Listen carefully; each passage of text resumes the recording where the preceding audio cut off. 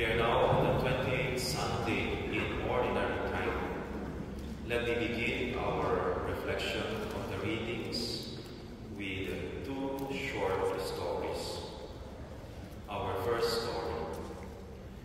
One day there was a grand feast celebration in heaven to welcome new souls.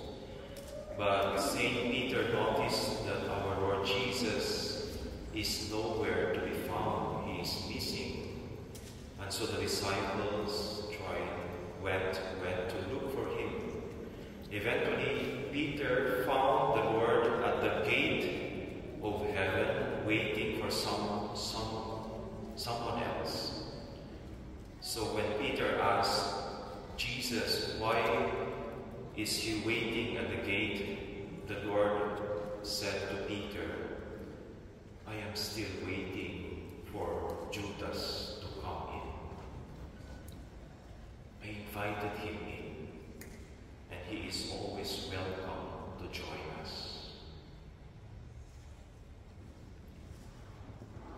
Our second story has a similar point. There was once a king who asked a street artist to make a painting of the Last Supper. And he wanted a picture of Jesus and the disciples in the upper room the night before Jesus died on the cross. The artist had Jesus and his friends around the supper table, but he also included other people, all kinds of people around the table. There were people who were sick, disabled, crippled, men, women and children, young and old, also beggars, and some not very nice people. And when the king saw the painting, he shouted in anger, "What kind of painting is that?" The artist said to the king, "Your Highness, that is the painting of God, who is happy to welcome all people. Sinners and saints are welcome to the kingdom. And that is my understanding of the Last Supper, Your Highness. That is my understanding of the Holy Eucharist, of the Holy Communion." End of the two stories. The focus of our readings today is the expression of God's open invitation to us, to all people, to receive the life that He offers us.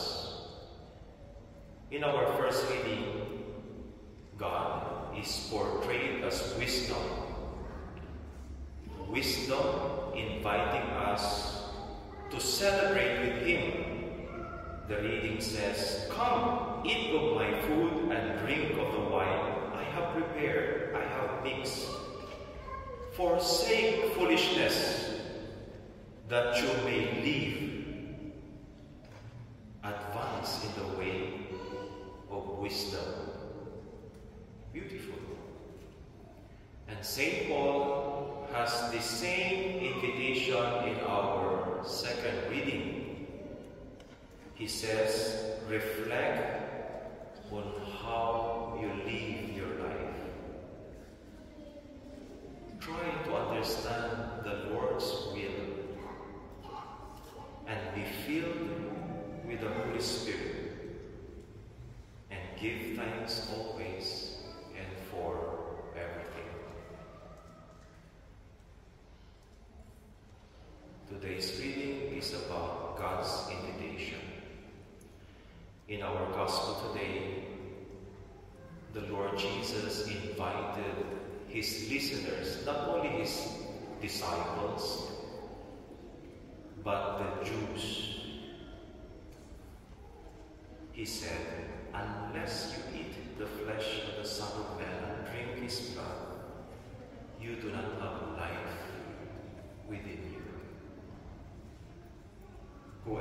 eats my flesh and drinks my blood has eternal life. For my flesh is true food and my blood is true drink. Now, this invitation is addressed to us at this very moment. The question we want to ask ourselves is, do I accept the invitation or like the Jews who listened to Jesus and some others, will I reject it? Will I accept it or will I reject it?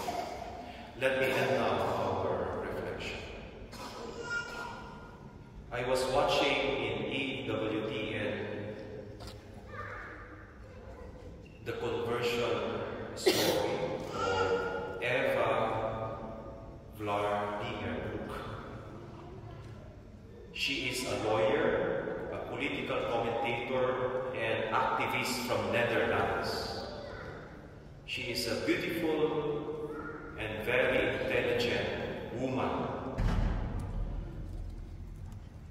And after watching her interview, I was able to relate well to her journey, to her story. How she went from having a passive and cold faith in God to a more active faith. She said in this interview, she never doubted that Jesus is Lord. Jesus is God. She never had doubts about her faith in God, but she never took her faith very seriously. She never rejected God, but she admitted that she neglected God. She neglected her faith in God. She said in her own words, I always believed in God, but God was never a priority in my life. I never had a true relationship with Christ. I never reflected and thought very seriously about what should I do with my life and how should I live my life. She was actually a Protestant, evangelisch. And when she was asked what made her decide to become a Catholic, her answer was the Holy Eucharist. In her own words, as a Protestant, you are told this is just symbolic. It's not the real body of Christ. It is not really the body of Christ. You should understand it that way. Which to me, she said, is contradictory. Because we are always asked to read the Bible as the Word of God. But when it comes to this part, when Christ says, this is my body, this is my blood given for you, we are asked not to take it seriously. It's just symbolic. To me, this does not make sense. This is my body that is given for you. If it is just symbolic, it doesn't make sense to me. Because when I think of how great is the sacrifice of the Lord, and when He says, this is my body, why should I, at this point, believe that this is just a symbol? This is just symbolic, when the sacrifice is so great. You know what I love her story, about her explanation, because I could relate well to her story. When I was in high school, I got bored in the Mass. Not because the choir in our parish was not singing well. We had a good choir, like our choir here at St. Ignatius. Not because our priest homily was not that inspiring, although he was boring. I always slept in the Mass because his voice was gentle. It was like a lullaby. These were not the reasons why I got bored in the Mass. I got bored in the Mass because I did not understand the point of the Mass.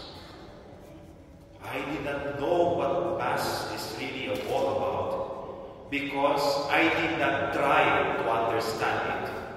I was ignorant about it. I was ignorant about it because I did not invest time and effort to understand it and to know more about it. Let me end our reflection with the words of Pope Benedict XVI, who said, "Precisely because this is mysterious reality that surpasses our understanding, we must not be surprised today that many people find it hard to accept the real presence of Christ in the Holy Eucharist. This is how it has been since the day when Jesus openly declared that he had come to give us his flesh and his blood as food."